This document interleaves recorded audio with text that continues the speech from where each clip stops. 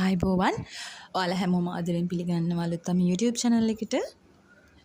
අද අපි කතා කරන්න යන්නේ අලුතින් චුටිපැටියෙක් ගෙන ආපු අම්මලට ගේනින්න අම්මලට ගොඩක් වැදගත් මාතෘකාවක්. ඒක තමයි බබාගේ ගුඩුස්. ඇත්තටම මේක ගොඩක් අම්මලා දන්නේ නැහැ. සමහර අම්මලා බාගෙට දන්නේ. ඒ හින්දා මං හිතන්නේ මේක අපි කතා කරත් හොඳයි කියලා. ඇත්තටම බබාගේ ගුඩුස් යවන්නම ඕනද? ඔව් අනිවාර්යයෙන්ම බබාගේ ගුඩුස් යවන්නම ඕනේ. ගුඩුස් හරියට නොගියොත් මොකද වෙන්නේ? ඒක ප්‍රශ්නයක්ද? ඔව් ඒක අනිවාර්යයෙන්ම ලොකු ප්‍රශ්නයක් වෙනවා. ඉතින් මෙන්න මේ ප්‍රශ්න දෙක ගැන සාකච්ඡා කරොත් බබාගේ ගුඩුස් කියන මාතෘකාව සම්පූර්ණයෙන්ම ඉවර කරගන්න පුළුවන් කියලා මං හිතනවා. බබාට ගුඩුස් කියලා මොනවද මේ යන්නේ? මේක තමයි අපි දැන් කතා කරන්න හදන්නේ. බබාට ගුඩුස් කියලා මේ යන්නේ අපි කිරිපොවනකොට බබා හරියට අම්මගේ පියරුවට බබා හරියට ඇටච් වෙලා තිබුණ නැත්තම් අම්මගේ පියරුව බබා හරියට හරි ආකාරයට අල්ලගෙන තිබුණ නැත්තම් කිරිත් සමග වාතය බඩට පියනවා. දැන් අපේ වගේ නෙමෙයි චූටි බණ්ඩියක් තියෙන පැටියට ඊටම චූටි ධාරිතාවක් තියෙන. ඉතින් මේකේ වාතයයි මේ කිරිත් දෙකම එකතු වුණාට පස්සේ බබාට ප්‍රශ්න කීපයක් එනවා. පළවෙනි ප්‍රශ්නේ තමයි ලොකුම ප්‍රශ්න තමයි ලොකු අයගේ වගේ බබාලගේ ඕනම බබෙක්ගේ චූටි බබාලගේ පේශි හොඳට සවිශක්තිමත් වෙලා නැහැ. ඉතින් ආමාශය තියෙනවනේ අපේ ආමාශයේ ඉඳන් උඩට එන්න වලක්වෙන්න තියෙන පේශි මේ අපි මොන හරි ආහාරයක් ගත්තට පස්සේ ආපහු ඒක උඩට එන්න වලක්වන්න තියෙන පේශි මේව සවිශක්තිමත් වෙලා නැහැ. ඉතින් ඒකින්ද අපි ගන්න චූටි පැටියෙක්ගේ මේ අපි ගුඩුස් කියලා එළියට එන වාතය දෙන අපි චූටි පැටියෙක්ගේ වාතය ඉවත් කරේ නැතුනොත් ගුඩුස් හරියේ නැති වුණොත් ආපහු ගුඩුස් ටික තමයි එළියට එවන්න හදන්නේ. ඒ වුණාට ඒකත් එක්කම කිරිත් එන්න පුළුවන්. මේ කිරි එනවා කියන එක බොහොම භයානකයි. මොකද චූටි පැටියට කියන්න තේරෙන්නේ නැහැ. එයා මුකුත්ම දන්නේ නැහැ. එයාගේ පෙනහලට ගිහිල්ලා හුස්ම ගැනීම පහසුතාවයට වෙන්න පුළුවන් ලොකු ප්‍රශ්නයක් වෙන්න පුළුවන් මේක ජීවිත අවදානමක්. ඒකින්ද අපි සාමාන්‍ය චූටි පැටියෙක්ට මාස 6ක්වත් වෙනකන් අනිවාර්යයෙන්ම ගුඩුස් යවන්න ඕන. මතක තබා ගන්න හැම මව් කිරි වේලකටම පස්සේ බබාට නිින්ද ගියත් ඔයා ඒ ගුඩුස් එක යවන්නම ඕනේ. එහෙම නැත්නම් පැටියව පැත්තට හරවලා චුට්ටක් නිදි කරන්න පුළුවන්. බබාට කිරි දීලා ඉවරලා අනිවාර්යයෙන්ම හැම වේලකදීම හැම කිරි දීමකට පස්සෙම ගුඩුස් යවන්න ඕනේ. මේක අනිවාර්යයි. ඒ වගේම තමයි බබාට නිින්ද ගියොත් ගුඩුස් එක ගියේ නැත්තම් අම්මට පුළුවන් දරුවා පැත්තකට හරවලා තියන්න. මුණින් අතට දාන්නත් පුළුවන්. දැන් ගොඩක් වෙලාවට මුණින් අතට දාන එක කරන්න එපා කියනවා. මොකද අම්මා වෙන වැඩකට ගියොත් චුටි පැටියට හුස්ම ගන්න බැරි වුණොත් නහය තදුනොත් අම්මට ඒක බලා ගන්න බැරි වෙනවා. ඒක ලොකු ප්‍රශ්නයක්. ඒ හින්දා බබා පැත්තට හරවලා තියන්න පුළුවන්. ගුඩුස් එක යවා ගන්න බැරි වුණොත්. හැබැයි මේක හැම වෙලාවකදීම අනුගමනය කරන්න එපා අම්මලා. අනිවාර්යයෙන්ම ගුඩුස් එක යවන්න. බබාට හොඳ නිින්දක් ගියොත් හොඳ නිින්දක් මම තියන්නේ ඉතින් කඩන්න අවශ්‍ය නැහැ. බබා පැත්තට හරවන්න පුළුවන්. හැබැයි මේක හැම වෙලාවෙම කරන්න එපා.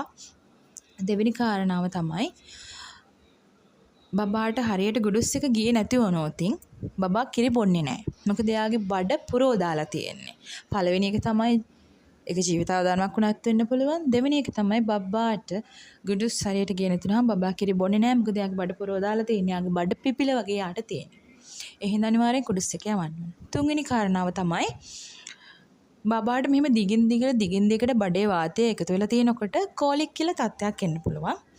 මේක આવොත් අම්මත් පව් බබත් පව්. මොකද බබාට හරියම ඉරිටේටිං මේක. ගොඩක්ම අපහසුතාවයට පත් වෙනවා දරුවා නොනවත්වා අඬනවා. මොකද හවස් වගේ වෙනකොට දඩිපුර අඬන්න ගන්නවා. මොකද උදේ ඉඳන් කිරිබිලි තවත් වාතය එකතු වෙලා මේක දරුවට හරියම අපහසුකාරී තත්ත්වයක්. ඒ හින්දා දරුවා ඉපදිච්ච දවසින් නම් බීපු පළවෙනි කිරිවේලෙන් නම් අම්මා දරුවට ගුඩුස් යවන්න ඕන.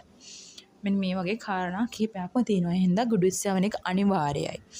ඊළඟ කාරණාව තමයි ගුඩුස් යවන්න ක්‍රම තියෙනවද? ඔව්.